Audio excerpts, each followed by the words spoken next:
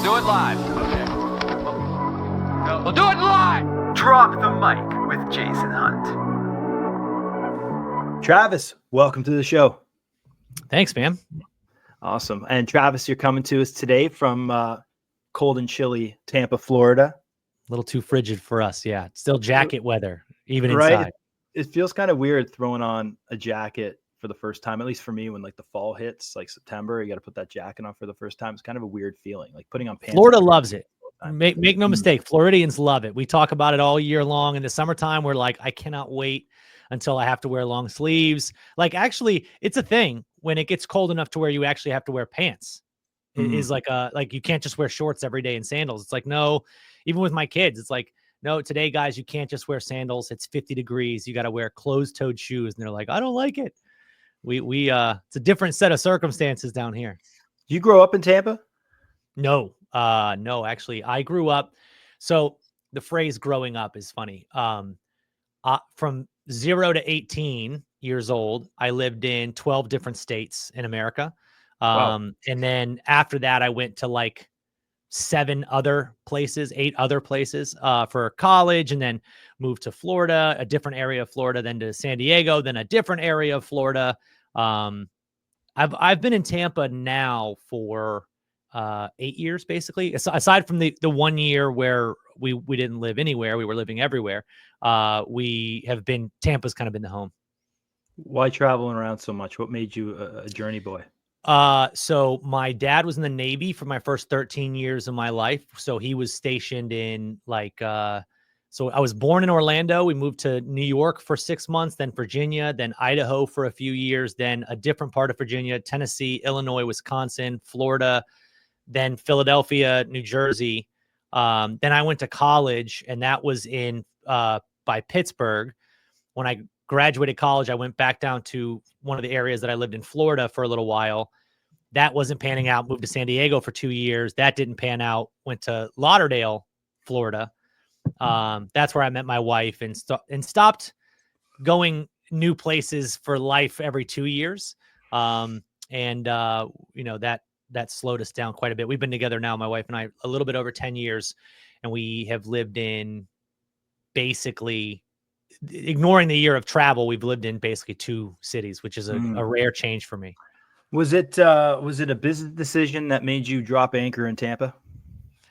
Actually, no, it was the opposite. So when I was we lived in Boca Raton when we got married, and we owned CrossFit Delray Beach at the time. We bought into and took over CrossFit Delray Beach. We owned this gym, and there was just so much ridiculous drama in owning a CrossFit gym. The head coach who was there felt slighted because he didn't get to take over ownership, but he didn't have the money to buy it. So he was just mad, and he kind of poisoned the well.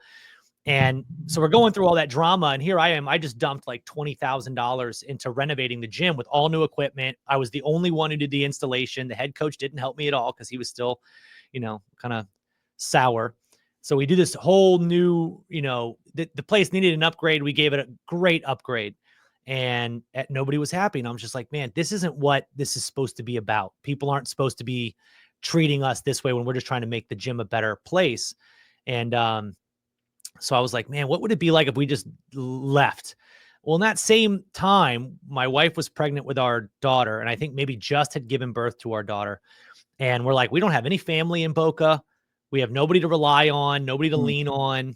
So we were like, you know what? We're stuck because we have the gym.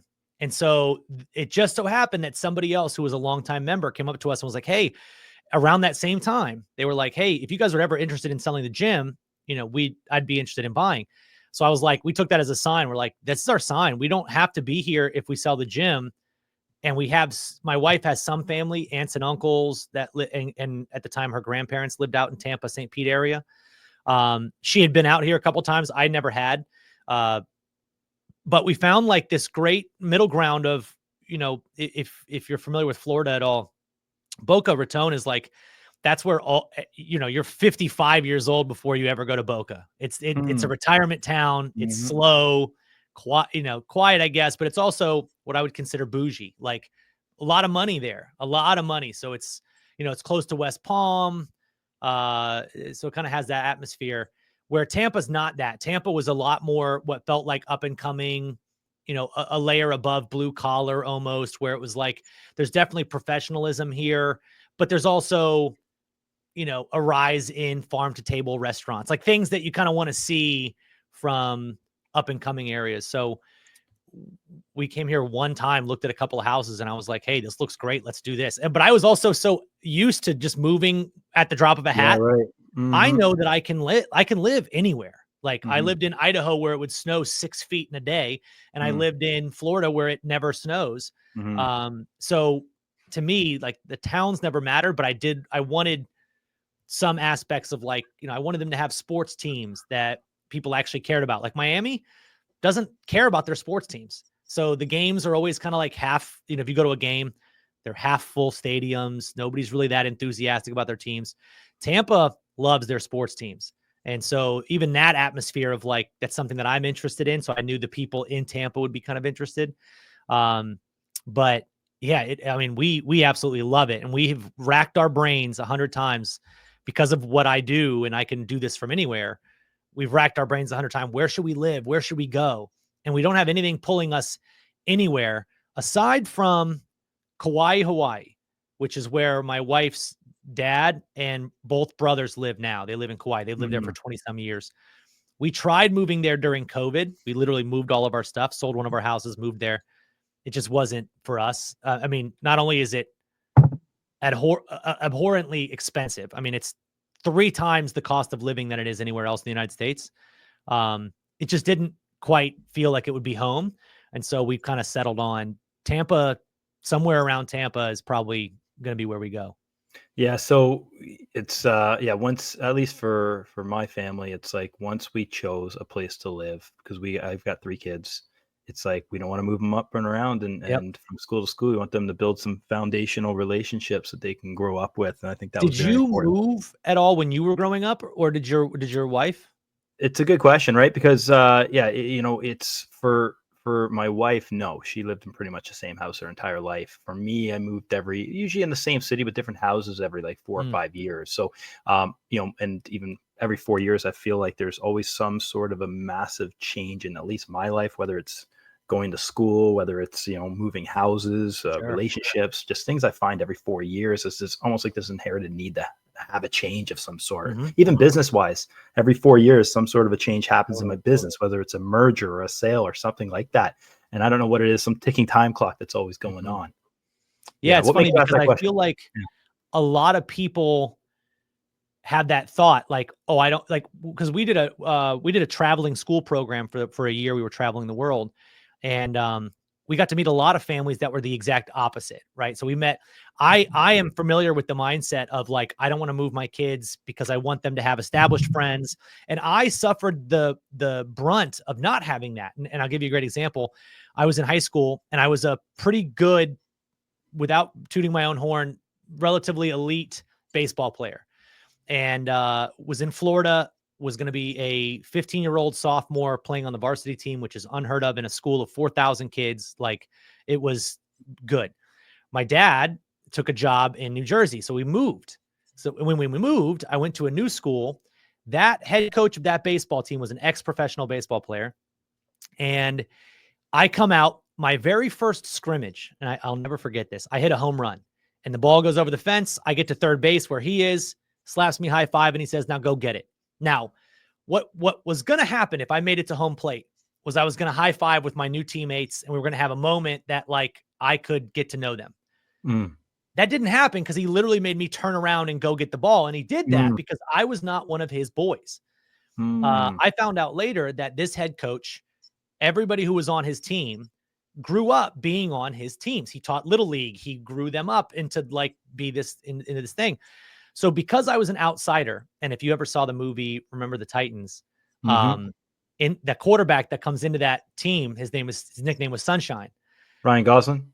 Yeah, this Yeah. team nicknamed me Sunshine because I was the Ah, outside guy, and it almost like they didn't want me to become an insider, right? And so mm, he puts me on the junior varsity team, mm, which I had no reason to be there. It was a smaller school. I was better than the guys that mhm, were ahead of me, but he didn't like me. He didn't, Mm. so it was one of those things where like I grew up with all of that influences, like the same reason when you said, I want my kids to have established relationships and to know, to have a home and to feel like that's it. One of the things that I've definitely realized is like, I want to give my kids, I don't know the significance of it because it obviously I turned out okay. I want to give my kids that feeling of like, you're not going to be the outsider because I'm going to move you to a new school and maybe some of your opportunities are going to be taken from you, because that's what kind of happened to me was I went from playing varsity where people were going to see me play, scouts would see me play, to now I'm on JV. Nobody watches JV teams. And so I didn't get any notoriety. I didn't get noticed. So I had that same mentality of like, I'd like to leave my kids in one place, but I always find it funny. Like somebody who doesn't move a lot of times they'll say, I don't want my kids to have what I had, the standardized, like I have the same friends and all this. So it's so funny to see what the difference is there. I mean, one of the things about, entrepreneurship and owning your own business is you have the flexibility to go over wherever you want. But at the same time, it's that what exactly you just said there. It's that pull to be like, nah, I just want to drop anchor and have the stability of staying in one place, even though you kind of want in the back of your head, I'd love to go live in the Algarve for a bit, or something like that. So exactly. So when you exited the gym, was it profitable? A profitable exit? Nope, broke even. We sold it with payment plans to an existing member just to get out. So all the sweat equity I put into it, I basically just got all that equity. I got nothing for that equity. I just got my money out. That's a kick in the junk, eh? Yeah, but it was, I looked at it as like, it's funny because especially in business, there's like losses and then there's like, okay, well, that's over. And I looked at it as like, all right, well, that version of this story is over. I can just move on. Like it's actually a weight off my shoulders, which I don't think enough people give credit to, of like, sometimes it's so beneficial just to not have something on your plate than it versus like, oh, I want to wait until I can exit and make money off it. If I don't make money, it's a failure. For me, it's like, well, I tried something and it didn't work out. At least I don't have to do it anymore. That's 100% it. And we had that same thing in our business. There was a landscape company we were part owners of for a while. And we weren't really like landscape businesses. If you know anything about it, they're not huge margins, they're not making a lot, you're spending a lot of these hidden costs and repairs of trucks, this, that, and the other. But it was, we were doing work for this company for 4 years, basically pro bono, because we're investors in the business, we're part shareholders in the business. End up finding out he owed a lot of money to the government. And so we're just like, okay, well, we're going to depart from this. But that was just so hard to do because we were like, should we stick in it? We put all this effort and work in. Totally. It's still going to require a lot more effort and work over the course of the next who knows how many years. So that's where we just kind of exited, made absolutely nothing. And it just kind of looking back, it's like, damn, we did all that work for nothing. But to be optimistic, it's like, or the brighter side, it's like, you know what, we did learn an experience from that. So that's what I feel like more people need to focus on the idea that like there's no, like for me, it's almost that conversation about regret. Like I don't regret. The first gym that I bought into was CrossFit Fort Lauderdale. Just like you said, I ended up finding out that the guy that I was in business with, shady business owner, and he owed like $2 million to somebody else that I didn't know about. And so I bought in, and then 6 months goes by and I'm like, hey, you know what? You're taking the gym in a different direction. I want out. And he was like, look, if you want out, you can leave, but you're not getting any money back because, and he basically said, go ahead and try to sue me because you're like fourth in a list of people that are trying to sue me. You're not going to get anything from me anyway. So we ended up thankfully agreeing, and he just paid me back over a year's time.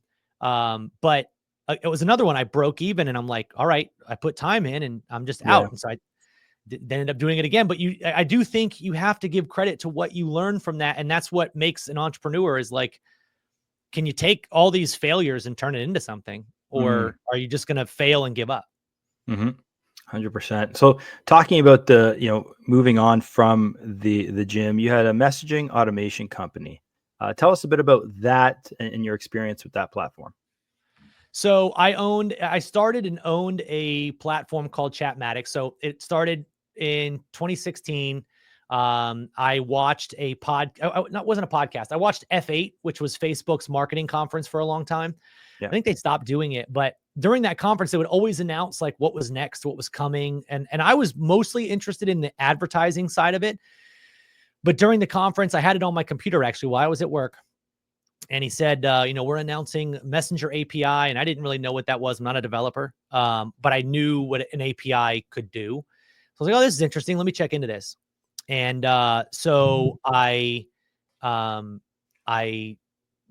like went on, I don't even know, it was like Upwork or something like that. And I found a company that for like 14 grand would build me this like MVP, like super MVP, very basic platform that could do some super minor things.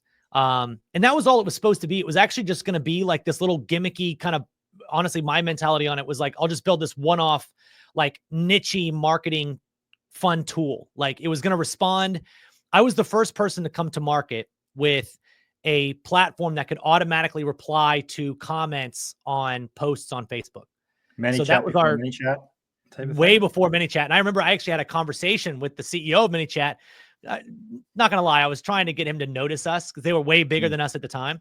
But I had a random conversation with him at one point, and I was just like, yeah, we were actually the first ones to bring this functionality to market. They focused on real chat automation. My thing wasn't really chat automation at that time when I started it. It was just auto reply to Facebook comments and start the process.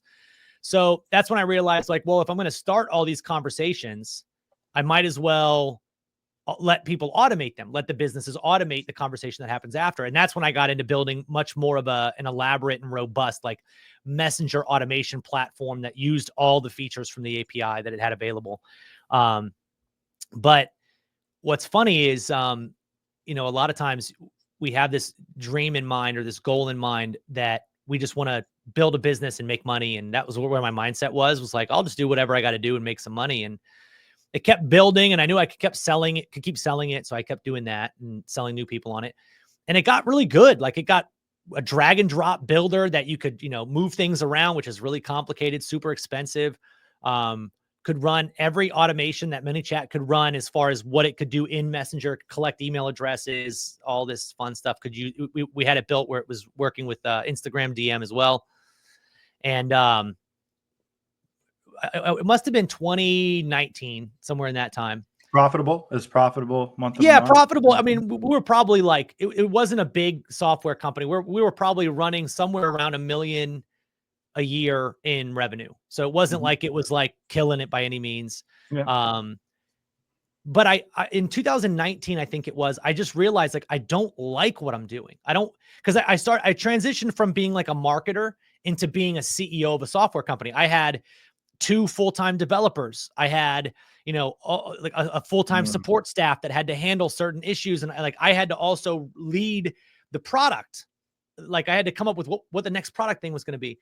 And I was like, I don't actually like this. Like this new thing that I've evolved into without knowing it, I don't like. This isn't fun. I was really not enjoying almost every day. And I noticed it when I would like tell my wife, like, I'm not happy. Like she would say something like, what's going on? And I'm just like, I noticed I'm not happy. I don't know how to explain it.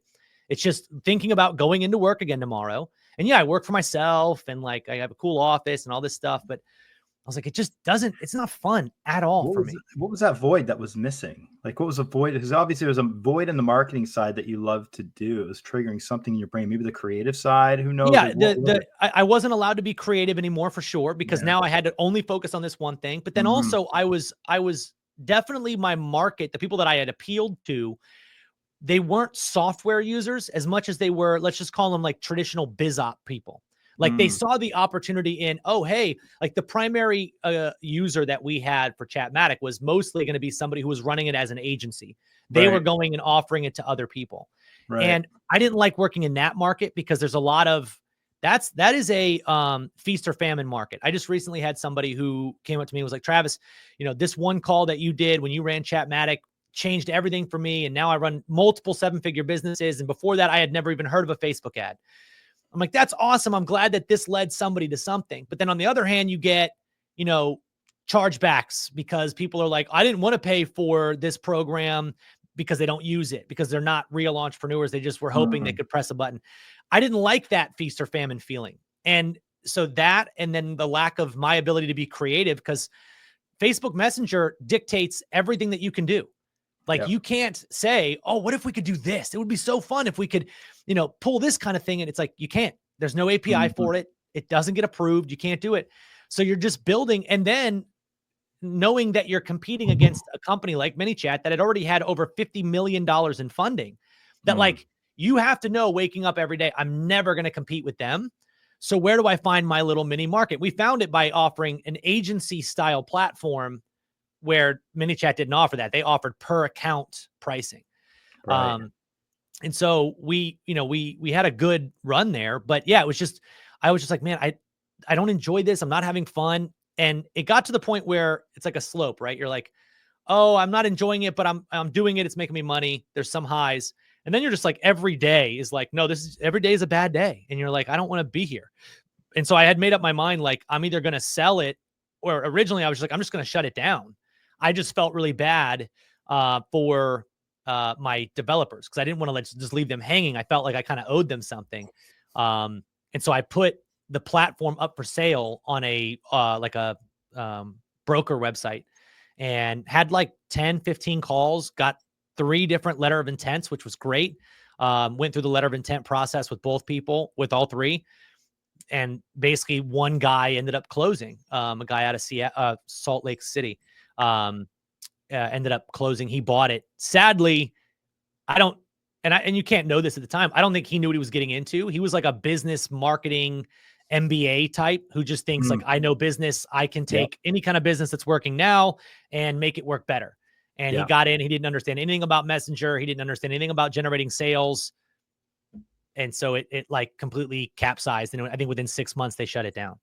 Yeah, that's an interesting point you bring up, because my business partner sold an affiliate site. It was at the time, it was the fastest flip at Empire Flipper. And it was called Hair Lossable. And some hair loss guy came in there and bought the affiliate marketing site, took it on, didn't know how to do SEO properly, and it absolutely tanked after the sale. I think it was like we sold it for like $250,000 or something like that.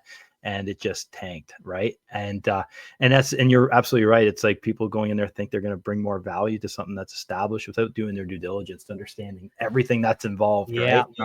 Understanding where you're getting your leads from, and can I keep that going? Because if there's no, or can I replace it? Because I think that's where people miss the boat, is they're like, well, these things must just be generating leads 24/7 and it's just going to continue. And it's like, that's not how business works, buddy. Yeah. So Chatmatics, and it was kind of like a white label platform for agencies. No, they couldn't white label it, but they'd be able to manage as many pages as they wanted to. So they could pay one monthly fee, and they could have as many pages underneath that as they want.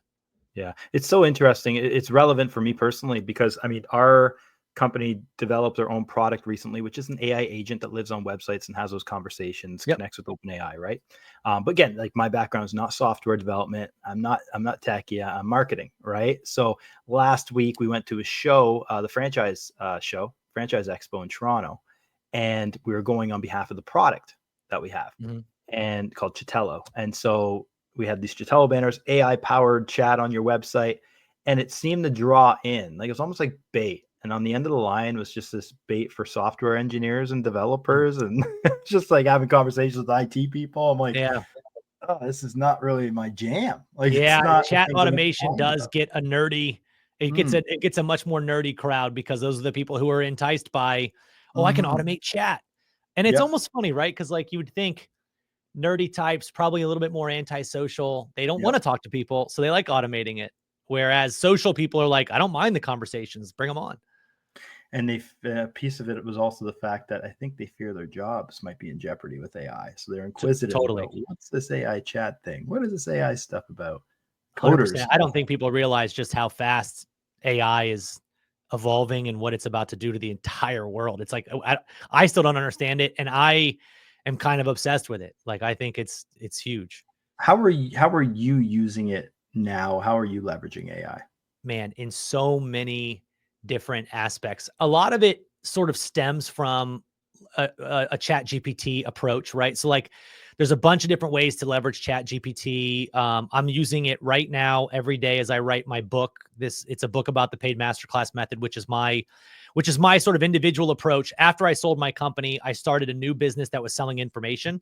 That I didn't have an audience, because I sold my company, right? So I don't have an email list. I don't have an audience. I don't have a product to sell. I don't have anything. And I'm like, what am I going to do? I spent 3 months kind of researching what everybody else was doing. I looked at everybody that was big in the space. What are they doing? What are they promoting? Where does the direction of the industry seem to be going? And I kind of made my own little Frankenstein's monster of like, how can I accomplish all these things that I got to do in building one type of product? We did that. And in 2023 did like 4.5 million, did another 2.5 million the year after, all selling a digital information product.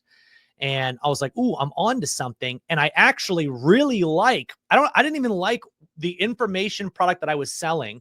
I didn't like that as much, which it got amazing results. And it was probably one of the best products I'd ever released. I didn't like it as much as I liked teaching people what I was doing. Like, I really like getting into the nerding out effect of like funnels, how different funnels work, how to actually get traffic, the real marketing side of it. Like, I think we have put such a stigma on digital marketers that like, it's a bad term. Oh, you're a digital marketer. Okay. So that means you don't have any actual skills. Yeah. It's more like, I think a real marketer, which is what I kind of am now. Like, that's what I look at myself as, is like, we're really good at figuring out how can we capture attention. And I differentiate marketing from sales too. Like, marketing is not sales. They're two different channels. But in digital marketing, we all wear the caps where we have to do all of them. And we just think that, oh, if I have the right funnel, it'll do all of it. It'll do the marketing, it'll do the sales. And for me, I like the marketing side. I like looking at somebody who comes to me, and I'll give you an example of like a client that we had recently. Her child is autistic, and she realized when she got that diagnosis, basically everything in her life changed, and there's no guidelines for what to do. There was no what sort of rehabilitation systems are there, what kind of foods they should avoid, what insurance is going to look like, because apparently insurance changes.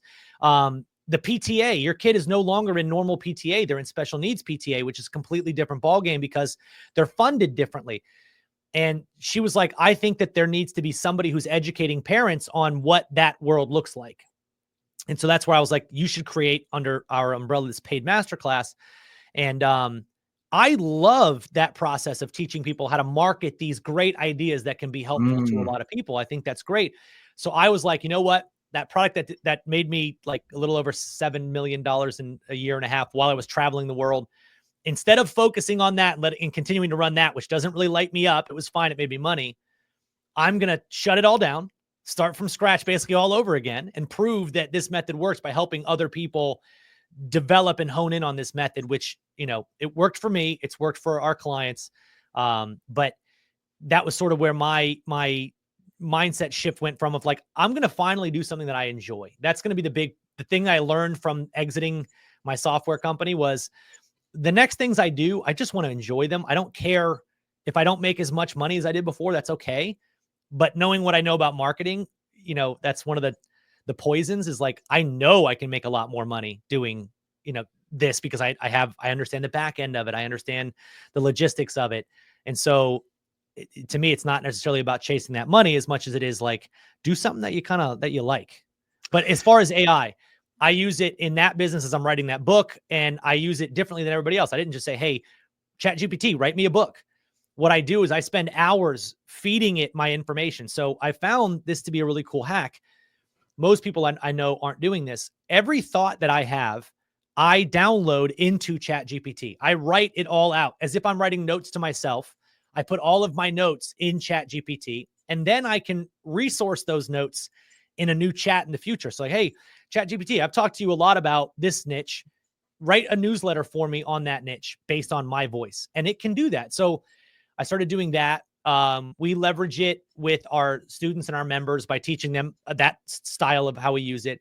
I use AI in a lot of superficial ways too. Like, I use Descript for a lot of my video editing. It has some insane AI features, especially like getting clips and highlight clips, captions. So there's now AI is getting blurred with what it does, that people don't realize that, like, oh, video editing is actually done via AI. So I use it in those capacities too. But I'm more so fascinated, I think, from a mental space of how it's going to completely disrupt in-person businesses, like physical businesses. You were talking about landscaping. That's my example. Whenever I talk about AI and automation and computers and all of that, robotics, my example is like, in Florida, there's 1,000 different landscaping companies, and every one of them is exactly the same. Big truck on the back. There's a trailer with a ride-along mower, and we live on 7 acres, and about 4 of that is upland. So you have to mow about 4 acres of that. So every month I have to pay north of $500 to $700 to have somebody mow my grass. And I know because of that, all this guy does is he spends about 2 hours sitting on a lawnmower, riding around my yard, listening to music. And it's not all that challenging. Yeah. And I just know there's going to be an iteration of one of these robots that can sit on a lawnmower and drive it around for 2 hours, and it's going to cost me $8. And human connection is not required for that job. Human connection, but also human thought. Human thought isn't needed for that. And I think it translates into things, and this goes down a whole nother rabbit hole of like building a house. A lot of that stuff, I just got done remodeling our house here in Florida, and the drywall guys were smoothing out the drywall. And I walk in and I see this like 75-year-old woman. And I asked one of the guys, I said, "What does she work for you?" And he goes, "No." I said, "But she's doing work on my house, so she must." And he goes like, "No, we just needed somebody and we filled in." And I'm like, "Okay, so untrained labor can do this?" And he was like, "Basically all you're doing is putting plaster on the wall and smoothing it out." And I'm like, I can see a world in 2 years where AI can see there's a bump on the wall and smooth it out. That job just seems like it's going to be replaced to me. And whenever I tell people this, they think I'm crazy. 100%. And, just to go back to your use case for ChatGPT, I think that's a fantastic way to customize your ChatGPT, right? And just putting it on in your tone, right? Otherwise, I mean, it's way better than having a personal assistant that you're paying a lot more than your monthly fee to ChatGPT to go out there and try to find your tone of voice or respond to an email for you. Totally. When it can already be done for you because you're baking all your thoughts into it. I upload the transcripts of my books into my custom GPT, so it knows my tone of voice, along with otter conversations, note taker conversations. That's what I love about Descript is like I can film a training video. Descript gives me the script from that video, the transcription. I copy, paste it into ChatGPT under my video modules. And so it knows all the transcriptions of all of my training videos. So if I ever need, and this is actually one of the things that I teach in the Paid Masterclass idea is not to create your own course, right? It's like an alternative version of that. Instead, interview other people who are really good at what you do and curate an experience for your audience. So you're going to be selling this curated experience of other people's information. And then what you're going to do is leverage AI to build a course-like atmosphere out of that. So imagine you do an 1.5-hour interview with somebody who's phenomenal with, AI, and they're teaching you a specific way to use AI, and you, being the interviewer, you get a specific set of like 7 things that somebody can do to start making money from AI or whatever. You can take the transcript from that, ask ChatGPT to create a crib sheet. You can have it do a summary, and you can have it say, "Hey, somewhere in there, he listed 7 steps to getting started. Can you make a worksheet out of those 7 steps that would outline exactly what somebody needs to do to take all 7 steps so that I can give that worksheet to my members?" So now I'm getting them closer to getting value out of this interview instead of just listening to the interview, right? So even that approach I love, when you can think deeper into it. And ChatGPT really, to me, has become, it's just as much as you can put into it. The more you put into it, the more you're going to be able to get out of it. I think there's a lot of other AI use cases, like what you said about your on-site chat widget. Things like that are getting really advanced, where they're, bigger language models. But it's crazy to think that it was like 1.5 years, 2 years ago that ChatGPT came out, a year ago, maybe 2 years ago. And look how far it's come now, where now you can actually run automated tasks. That release they did like a week ago, where you can like tell it, I do it with my kids. I told it how to write kids stories for bedtime. And every day at 9 a.m., it sends me a new kid's story for that day that I could read to my kids, a 5-minute book read.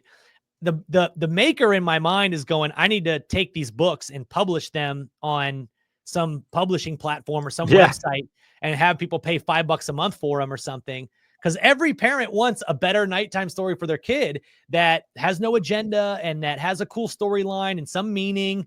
And that's how we built our story. So it's things like this that are just going to open up tons of potential for creators, I think. Yeah, I think in that case there, that's where people are just they're not necessarily going to go buy the book if they can just go and give the prompt himself to ChatGPT. Like my personal example is my Yeah. 4-year-old was having a fit on the ice, learning how to skate. And when I get home that night, I'm like, yeah, I asked GPT, can you write me a story of a boy named Bo who has trouble trying to skate and gets overcomes this fear of going back on the ice? And can you That's smart. maybe throw in monster trucks into the story as well? Yeah, And yeah, it yeah. comes out this really crazy story with Megalodon monster truck and him learning how to skate. And there's a whole lesson to be learned in it. And it's a bedtime story before he goes to bed. So it's not just like generic, it's personalized to 100% personalized stories to what you need those stories to be. I know. I think it's that part's incredible. You could almost sell the prompt. And what I think is also funny is the people that are in the space that you and I are in and that think the way that we do. That's how my mindset goes, is like, I would never pay for that book. I would just go do it. But then you realize that 95% of the world doesn't have a ChatGPT account. Like I talk to my wife's dad, or I'll talk to my wife's brothers. They're like, I don't know what ChatGPT, what does that mean? And I'll like, they'll ask me something and I'll pull it up on ChatGPT and they see my phone and they're like, you just got that from your phone? How does that happen? And I'm like, it's ChatGPT. To us, it's like, are you serious? To them, they're like, why would I ever need to use it? I like, my wife's brother is a contractor. He builds homes for like really wealthy people over in Kauai. He doesn't really have a purpose for ChatGPT aside from maybe he could use it to like organize certain things, or, you know, help him with a spreadsheet every now and then, stuff like that. But I think a lot of the world doesn't look at it that way. So right now we're in this interesting phase where if you know how to prompt and utilize AI, you can use that to what seems stupid on your end. You're like, oh, this is dumb. Why would anybody pay me for this? They'll pay $5, $10, $25.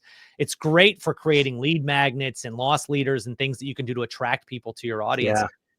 Yeah. It's 2 weeks ago, I was speaking at a convention, probably about 300 people in the room, and I asked everybody at the beginning, I'm like, how many people are using ChatGPT on a regular basis? 100% of people put their hands up. Okay, great. Keep your hands up if you're using the paid version of ChatGPT. 80% of people put their hands down. It's like, you guys don't know. You guys are just scratching the surface of what you're doing. And these people, the free versions, are asking the same, you know, blog content articles and, you know, it's very generic content. That's what I think is funny, is like your first time in ChatGPT for like the first week, learning to prompt AI in general. It's like you go in and you're like, hey, I want to write an article on this topic. Can you help me do that? And you don't even realize that like the response you're going to get is garbage. So then you're going to leave that post and you're gonna be like, oh, this was frustrating. I didn't get anything good out of this. And then you start to learn like, oh, I got to go deeper in telling it exactly what I want and how I want it formatted. And like, you can't just go in and go, hey, ChatGPT, I want a good title for this YouTube video.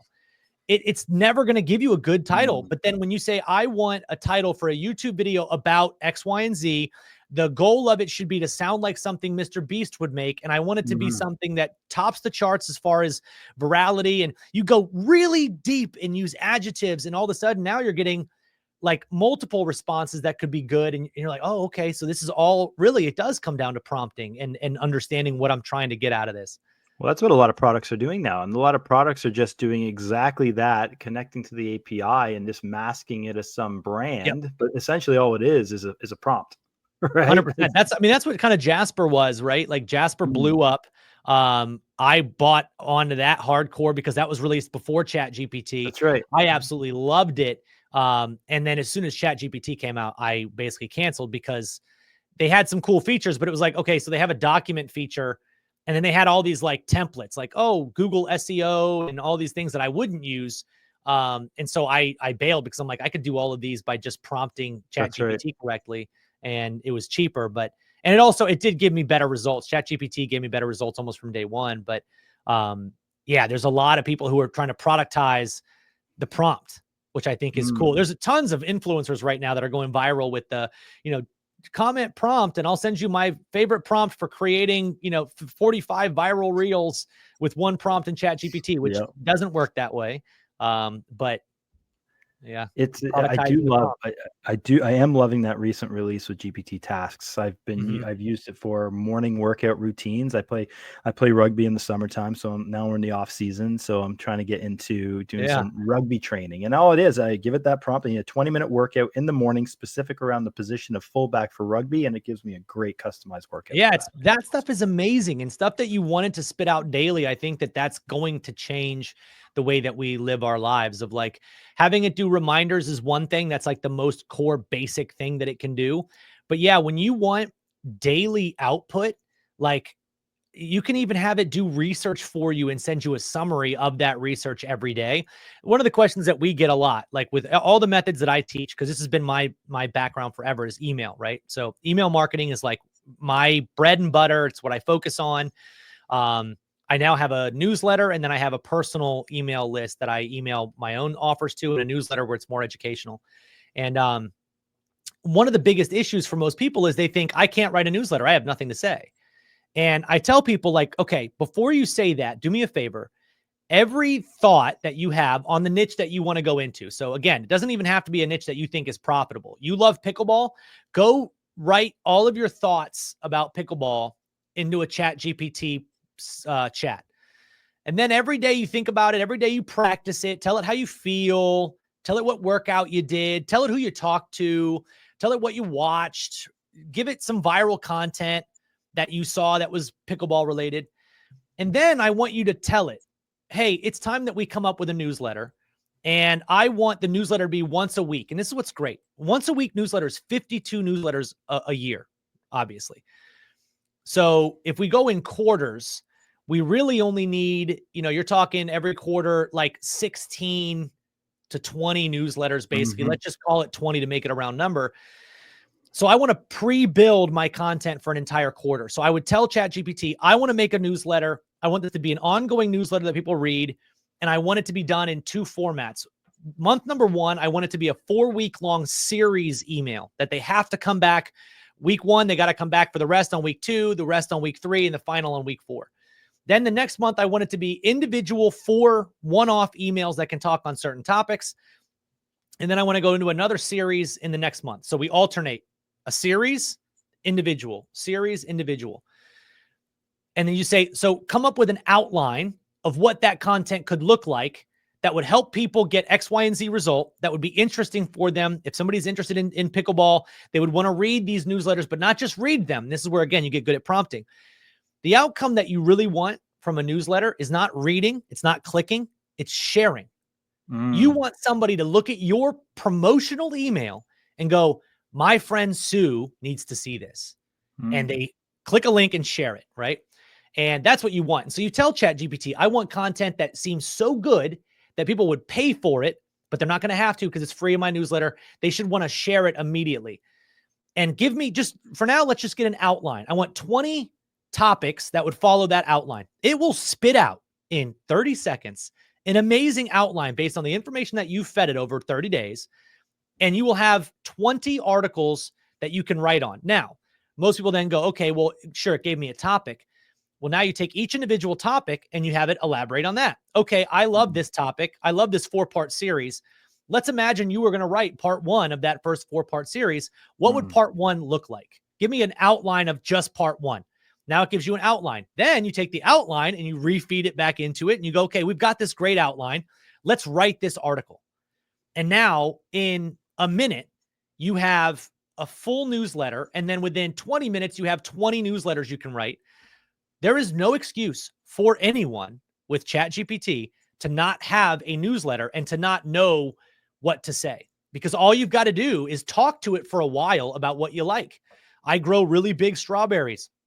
So you go in and you talk to it about growing strawberries. And then eventually you have a strawberry newsletter. And the examples on this are insane. I'm sure you're aware in the market right now, newsletters and podcasts are like the #1 marketing channel for people, like that's really elevating. Everything else is sort of staying still. But newsletters are amazing, and big companies are looking to buy those newsletters because they have the trust and attention of the readers. So imagine now you're a dog trainer and you're like, I just don't know how to additionally monetize my audience. Have ChatGPT help you write an outline of 52 newsletters that you could send to your newsletter audience. And in a year, come back to me when you're done sending 52 newsletters and you've promoted this newsletter on your social media every day, teaching dog owners how to get their dog to stop barking when the doorbell rings, how to sit even in the face of food, how not to jump, how not to, whatever you wanted the dog to do to train them well, right? And come back to me after a year, and I guarantee you, we can get a compelling argument for a company like Chewy.com to come in and buy your newsletter. And they would buy your newsletter for a 5x multiplier because newsletters are huge revenue streams. So you get a pretty big multiplier on them. And it's one of those concepts where it's like, but as a dog trainer, I don't know, aside from training my dog, how I would monetize that. Well, you can monetize it by a simple newsletter. Mm-hmm. And now there are platforms, which I use, like Beehive. When you go on Beehive, sponsors literally come to you. Like I had Nike come to me for my newsletter, and Nike was like, we'd like to give you $7 a click. Just put our logo in your email. We'll pay you $7 for everybody who clicks. And as of right now, I have 12 other sponsors looking to sponsor my newsletter every single week. I don't have to pitch anybody or do anything. And so you could do that in every single niche. And again, that's a perfect example of like, how could you actually make money with ChatGPT? That's amazing, Travis. That's like a mic drop there. That's pretty good because you just basically summed up the entire email strategy, which you probably could elaborate on and do in an hour, but you did it in about 5 minutes. 100%. Yeah, there's obviously a lot more to it, especially I think it's always split into like, that's how you make money from it, which I think is more of a strategy. The tactics of like, how do I grow that newsletter? How am I going to get people to see that newsletter? Mm-hmm. How do I actually get them to share that newsletter and those kind of concepts? How to attract people to want that newsletter? Yeah. The biggest hurdle, again, that's where ChatGPT helps. Like you don't have to have that answer right now. If it's a niche that you love, and like I've just recently fallen in love with making pizza at home. I got a pizza oven for Christmas and I love it. Nice. I love making dough from scratch, making pizza. Oh, cool. And I would subscribe to a pizza newsletter where every Sunday there's some new topic about, sourdough pizza dough or non-sourdough pizza dough or the effects of this, like just research topics that you yourself would want to know as you're in love with a topic, and just do a little bit of research and share that research, what you found from it. And a lot of times the research can be done via watching YouTube videos and asking ChatGPT. Yep. Yeah. Amazing. That's awesome. And I mean, again, we could probably have you back here talking about something specific around that because I could really go down that for a while. But we didn't really touch too much on the actual product that you're working on at the moment, which is a digital product training, right? Yep. Maybe you can tell. I mean, who's an ideal type of person that would enter that ecosystem for you? Probably a couple of different types of people that we've had in that. I look at the ideal person as the one who has the best chance of having success versus like who's the best for us. Coaches, consultants, somebody who have a high ticket product, they're one of the best because what I've found is they're using this archaic model, which I had used before. I had a coaching program. Actually, one of these awards was for one of our coaching programs. We did really well. The problem with coaching programs is that like up and down, like, you might do a launch of it and you get a lot of leads because your warm audience participated. And then you go to cold audience and it's really hard to get them to jump in. What I found when I did my product 2 years ago that now has done multiple 7 figures, which we call a paid masterclass. It's more of an engine than it is a funnel. So it's got a lot of elements to it, not just it's this kind of funnel. It's a low ticket funnel on the outskirts of it. You sell some information for a low price. What I found was my coaching business like 12x'd when I had a low ticket funnel at the beginning because I was getting people to make this small commitment. They had already opened their wallet. And it was like this, transactions, I believe, make or break trust faster than anything else. If I buy something from somebody and it doesn't turn out the way that I want, that's the easiest way for me to know I'm never buying from them again. Mm-hmm. We want to make that barrier for them to make that decision to be as small as possible. So if I sell something for $97, a lot of people can just go, hey, that's sure. I want that thing. I'll take it. If I sell that same thing for $9.97, very few people are going to come in and buy that thing and make the decision. Whether they love it or not, they won't know. So it just so happened I was selling this $97 product and we ended up doing 19,000 total sales on the front end of that product. So 19,000 sales at a $97 product. But behind that, I was getting so many people who bought that thing, got a result from that thing, and then go, whatever Travis is doing, it obviously works. I'm interested in his next thing. Versus if I was just pitching my coaching program, they don't have any trust, any transactional trust built up yet. So they're like, okay, if I give you the money, how do I know I'm going to get this big outcome? And so my coaching business just was made significantly easier when I had a very low ticket front end, giving them a result, even if it wasn't the result that they wanted, but it was momentum on the way to that result.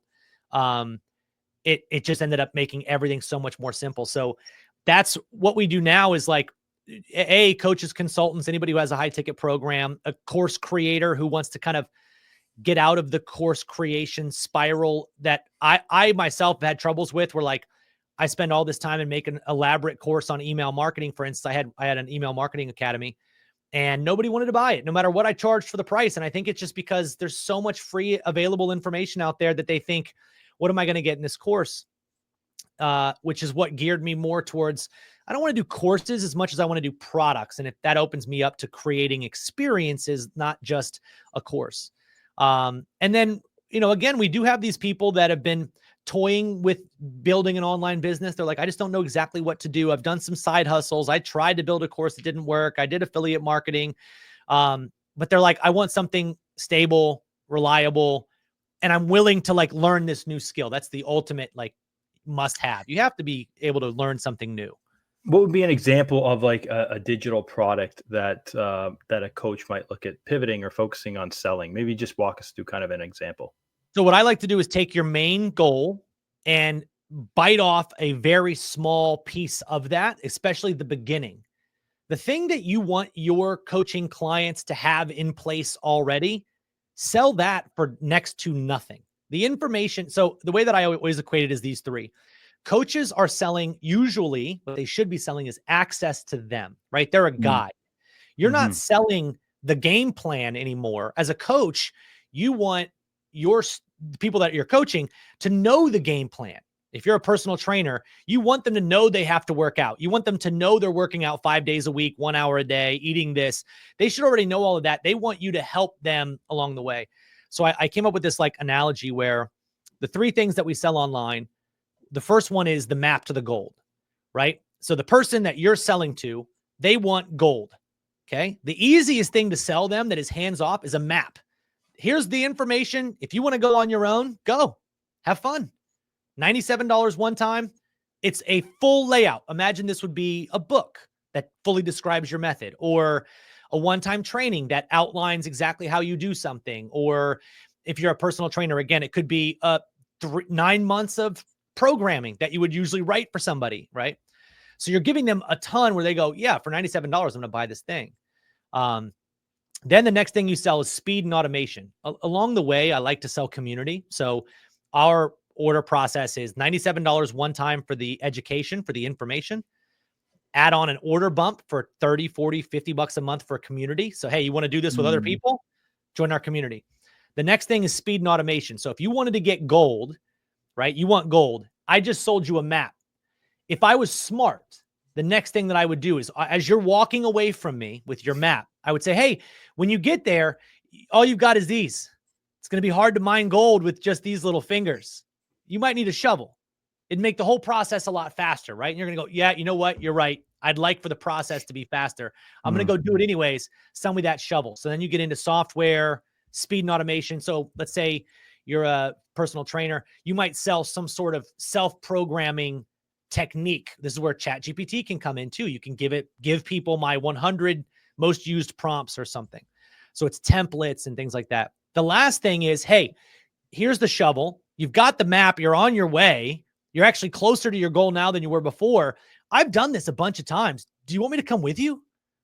I can actually help you through this whole process. It's going to be a little bit more money because obviously, it's like the other thing I always talk about is like, if you're going to hike like Mount Kilimanjaro, when you get up there, they're going to go, hey, here's the map to go hike it. Have fun. Oh, you're going to need some equipment. You don't want to hike this without the right shoes. And then they're going to say, hey, I got a Sherpa over here. Do you want to do it by yourself, or do you want to pay a little bit more money and get somebody to come with you and guide you through this who's done it a bunch of times, increasing your likelihood of actually getting what you want out of this? Most people, intelligent people, are going to go, yeah, I want the guide.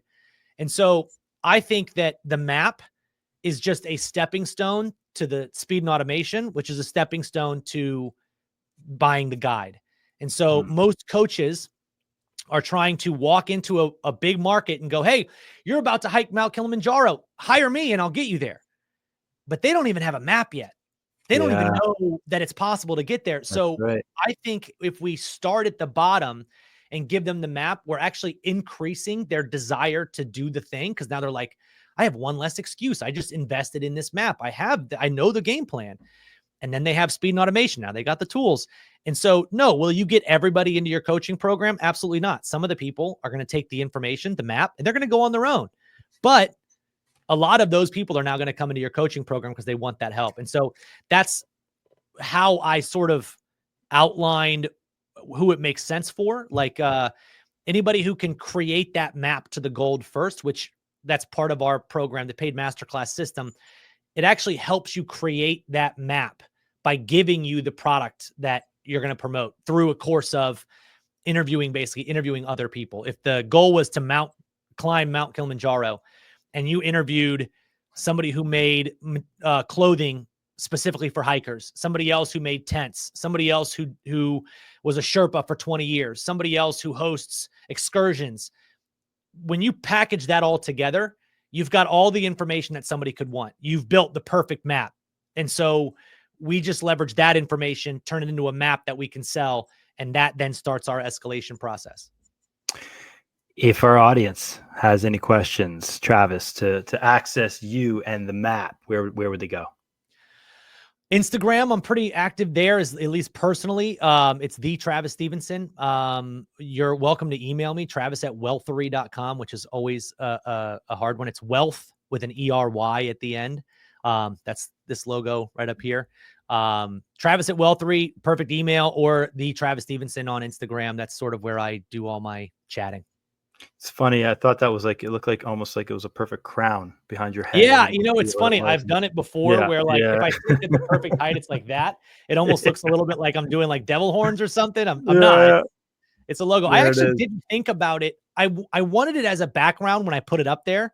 Yeah. But I didn't think about the fact that it would glow behind me, which sometimes can be kind of cool, sometimes not. But it is kind of a distraction. I didn't realize that at the perfect height, it would like be horns or it could be a crown. Like, it worked out though. I feel this could have been a Joe Rogan-esque 3-hour episode, but that's not this podcast. Yeah. So hey, you know what I like the idea of is, you know what, if people like the first one, they can let you know, and hopefully they do and comment on your channels, and I'm happy to do it again. And then we can do it again if there's enough need. So cool. Awesome. All right, Travis, thank you so much for your time. I appreciate you. Awesome, man. Thanks for having me. Hey, thank you, podcast listener, for checking out that episode of Drop the Mic. If you like that episode, I would love it if you went on over to your podcast platform and left us a 5-star review. And if you don't want to miss an upcoming episode of Drop the Mic, make sure you hit that subscribe button as well. Thanks again. We'll see you soon.